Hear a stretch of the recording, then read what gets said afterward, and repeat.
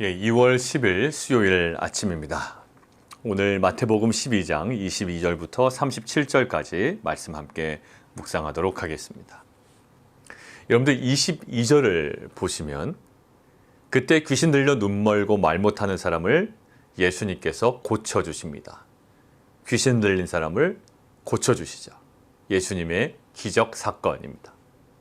근데 이 기적 사건을 오늘 본문 28절은 이렇게 해석하고 있습니다.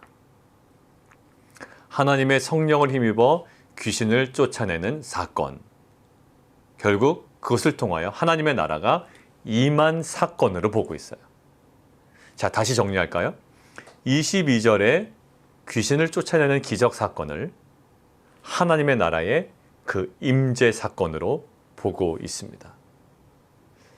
자, 그러고 보니까 예수님의 복음 선포, 그리고 침례 요한의 복음 선포의 핵심은 뭐였죠? 회개하라, 천국이 가까이 왔느니라라는 거예요. 이미 하나님의 나라가 시작되었고 다가오고 있고 확장되어 가고 있다. 궁극적으로 마지막 때에 완성될 것이다라는 거예요. 그러니까 지금 하나님 나라를 우리가 누릴 수 있나요? 일부 누릴 수 있고요. 이것들은 계속 우리 안에 성취되어 가고 있습니다.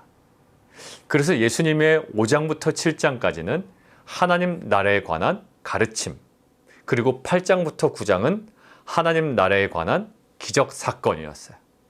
거기 핵심은 뭐였나요? 질병에 눌려있던 인생, 또 귀신에 눌려있던 인생을 예수님께서 치유하시고 또 회복시키심으로 말미암아 하나님의 통치가 그 인생 가운데 임했다라는 것들을 보여주셨죠.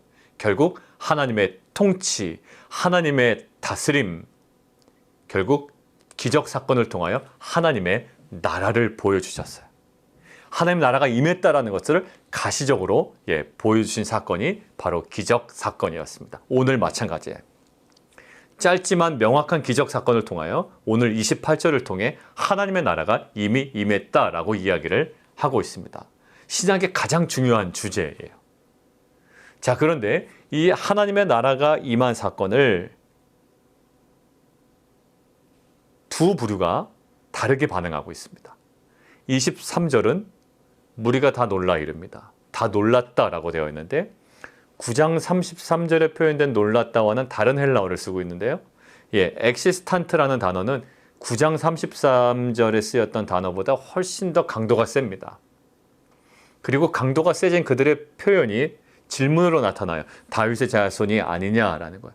메시아에 대한 인식으로 조금씩 다가가고 있죠. 그런데 24절은요. 바리새인들은 전혀 다른 반응이에요. 결국 뒤에 나오는 여러 가지 스토리를 들어보니 어떤 메시지인가요? 사단이 사단을 쫓아낸다. 귀신의 왕 바알세불을 힘입어서 귀신을 쫓아낸다라는 거예요. 결국 사단의 나라의 분열로 보고 있습니다. 정리합니다. 하나님의 나라가 임했는데요. 하나님의 나라의 임재 사건을 무엇으로 보고요? 사단의 분열 사건으로 보고 있다고요. 예수님께서 뭐라고 얘기했어요? 28장 성령을 힘입어 귀신을 쫓아내었기 때문에 하나님의 나라가 이미 임했다라고 하는데 이 바리새인들은 사단의 분열로 보고 있어요. 이것이 우리에게도 동일하게 적용이 되는 것 같습니다. 하나님의 나라의 임재를 인식하지 못하고 사단의 분열로 보는 거예요. 바리새인들은. 우리도 마찬가지예요. 하나님의 나라는 그때 이후로 계속 우리들의 인생 가운데 임하며 성취되고 있습니다.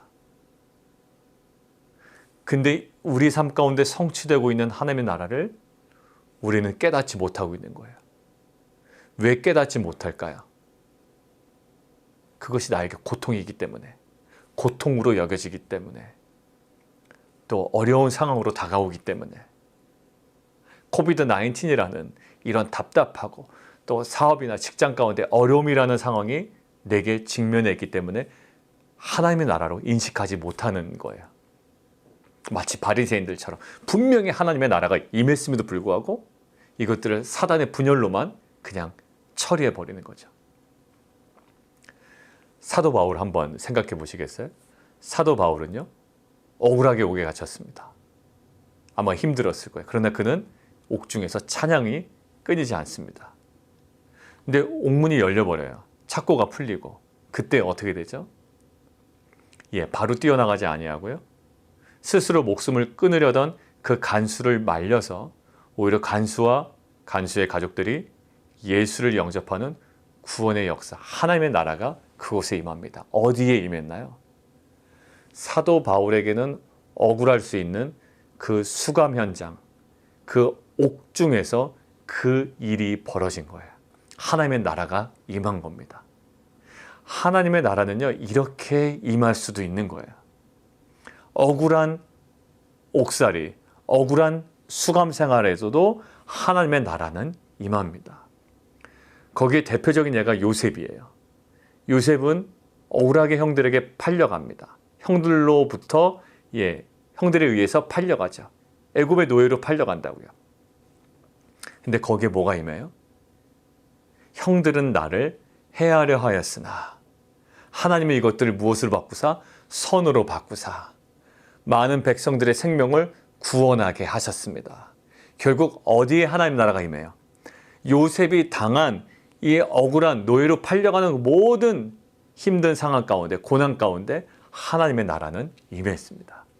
마찬가지예요. 사랑하는 성도 여러분들, 우리의 삶 가운데 우리가 납득할 만한 여러 가지 사건과 정황들을 통해서도 하나님의 나라는 임합니다. 여러분들이 비즈니스의 성공이든지 직장에서의 어떤 승진이라든지 재정적인 풍성함이라든지 자녀의 여러 가지 그 학업 가운데 좋은 성취되는 면을 통해서도 하나님의 나라는 보여지고 우리 가운데 일어날 거예요. 그러나 하나님의 나라는 반드시 그러한 방법으로만 임하는 것은 아니에요. 우리가 이해할 수 없는 상황, 고난의 상황, 우리가 받아들일 수 없는 여러 가지 고통 속에서도 하나님의 나라는 분명히 임하는 줄 믿습니다. 그것의 핵심적인 부분이 어디였죠? 바로 예수 그리스도의 십자가였어요. 예수님의 십자가는요, 그 당시 사람들에게는 그냥 저주스러운 죽음일 뿐이었습니다. 그러나 그 당시에 저주스러운 죽음인 그 십자가를 통해서 무엇이 임했나요? 결국 하나님의 나라가 임합니다. 주님은 그것들을 바라보실 수 있었고요. 그렇기 때문에 그 십자가를 끝까지 감당하시며 그 죽음 가운데 머무실 수 있었던 거예요. 어디에? 십자가의 그 저주스러운 죽음 가운데 하나님의 나라가 임합니다. 여러분들, 저희 형님 기도 제목을 제가 부탁을 드렸죠. 지금 수술하시고 회복 가운데 있습니다. 가족에게는, 또 듣는 동생 입장에서는 마음이 어려운 거예요. 일어나지 않았으면 좋았을걸. 그러나 결국 이 대장암이라는 이 진단을 통해서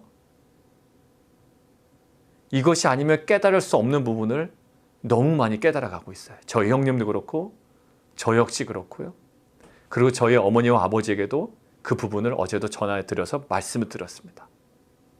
물론 자녀가 아픈 것에 대해서, 저희 가족이, 형제가 아픈 것에 대해서 마음이 아프고 그 아픈 마음을 가지고 기도의 자리로 나아가지만 우리가 분명히 놓치지 말아야 될 건 지금도 이 순간을 통하여, 이 모든 어려운 소식을 통하여, 이 대장암이라는 진단을 통하여 역사하고 계시는 하나님의 일하심, 하나님의 사랑하심, 하나님의 은혜, 이 소망을 놓치지 않고 우리가 기도하기를 원합니다라고 부모님에게도 말씀드렸고요. 그리고 어제 마무리 또 같이 함께 기도하고 전화를 끊었습니다. 맞아요. 하나님은 우리가 납득할 만한 상황 가운데서도 물론 하나님의 나라를 우리 가운데 보여주셔요. 그러나 때로는 하나님의 뜻 가운데, 하나님의 은혜와 사랑 안에 그 우리가 직면할 수 없고 우리가 감당할 수 없는 그 어려움과 고통 상황을 통해서도 분명히 하나님의 나라를 지금도 성취하고 계신 줄 믿습니다. 바리새인들은 그거를 깨닫지 못한 사람들이었고요. 우리는 말씀과 성령으로 그것들을 깨달아가는 은혜가 있기를 원합니다. 오늘 보십시오. 분명히 하나님 나라가 임했음에도 불구하고 사단의 분열로 보고 있잖아요.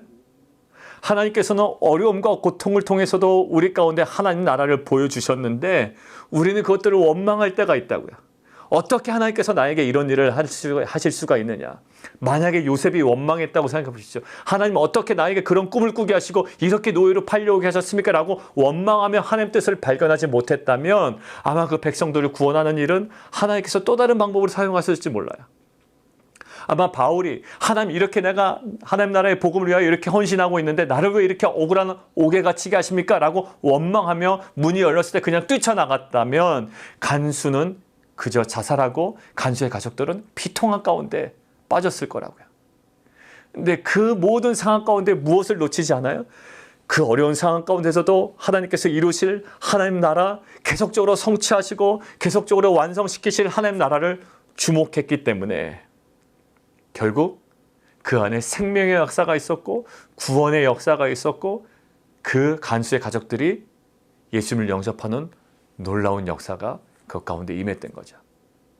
사랑하는 성도 여러분들, 우리 가운데 특별히 코비드-19 또 질병의 문제, 경제적인 문제로 힘들어합니다. 지금도 여전히 힘들어하시는 분들이 계셔요. 그렇지만 지금도 여전히 그 모든 상황을 통해서 하나님의 나라는 성취되고 있다라는, 그리고 지금도 계속적으로 성취하고 계시고 우리에게 허락하고 계신 하나님 나라를 말씀과 성령으로 그 언약의 관점으로 주님의 마음으로 우리가 깨닫고 바라보며 발견하며 소망 가운데 붙잡고 나아가는 귀한 공동체가 되기를 원합니다. 자, 이렇게 되기 위해서는 우리에게 무엇이 필요할까요?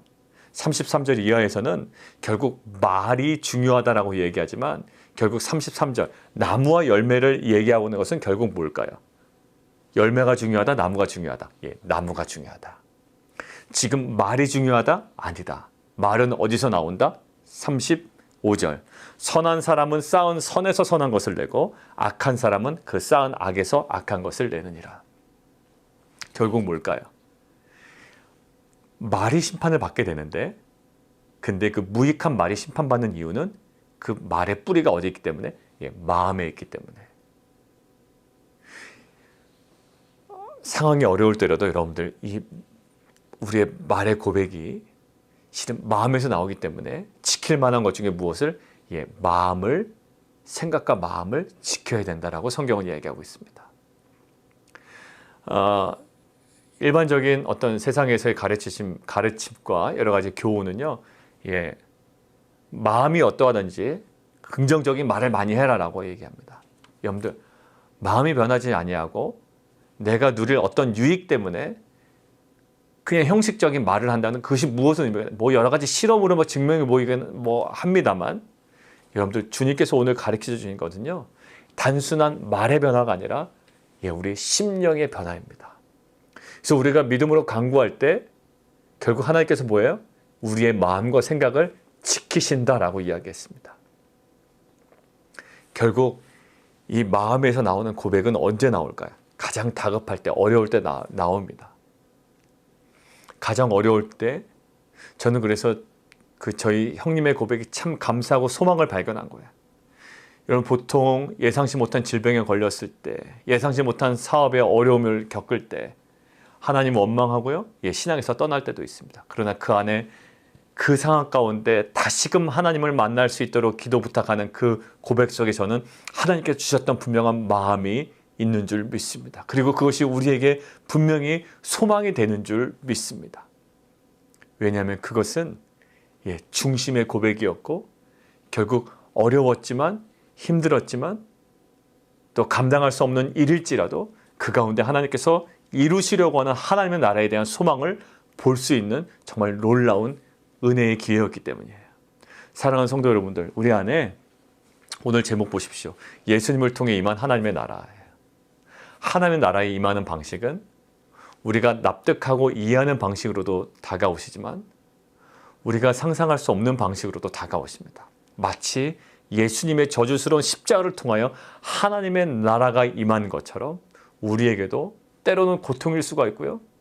놀랄 만한 소식이 있고 우리가 감당할 수 없는 여러 가지 어려운 상황일 수도 있습니다. 그러나 하나님께서는 그 상황을 통해서 우리 인생 가운데 우리 인생을 무너뜨리는 것이 아니라 우리의 인생을 새롭게 하시고 변화시키시고 결국 하나님의 나라를 그 가운데 성취해 가시는 전능하신 하나님이신 줄 믿습니다.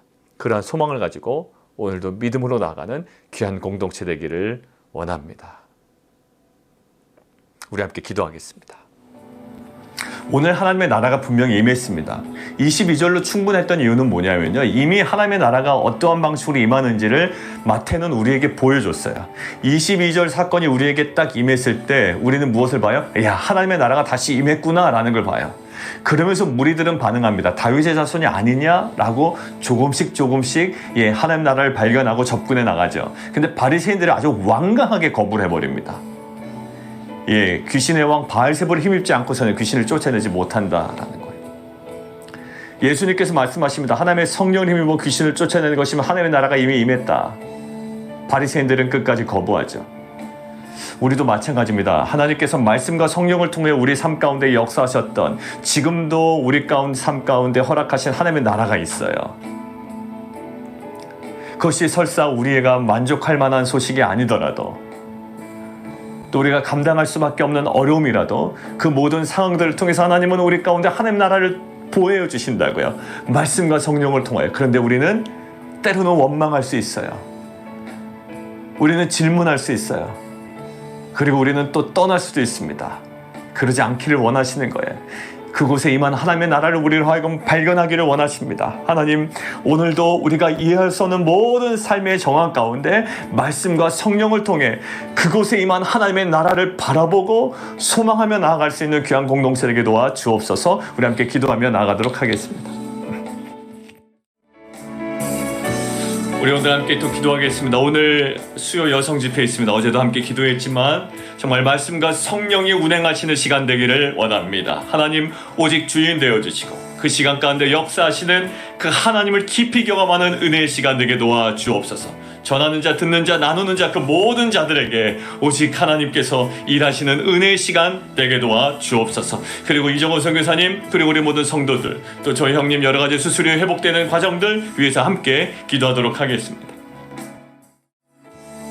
하나님, 우리 안에는 여러 가지 루틴의 삶 가운데 너무나도 지루한 생애를 살아가고 있다고 생각하고 막혀있고 닫혀있다고 생각하지만 하나님께서 이미 말씀과 성령을 통해 지금도 하나님 나라를 우리에게 허락하시는 줄 믿습니다. 때로는 우리에게 만족스러운 상황일 수도 있고 그렇지 않은 고통의 시간일 수도 있지만 그 상황 가운데서도 하나님께서는 분명히 우리에게 하나님 나라를 우리에게 허락하시고 또 우리의 삶 가운데 임하게 하시는 줄 믿습니다. 우리가 늘 깨어있게 하시고 우리 삶 가운데 임한 하나님 나라를 붙잡고 소망하며 나아가는 귀한 공동체에게 도와 주시옵소서. 예수 그리스도 이름으로 감사하며 기도드리옵나이다. 아멘.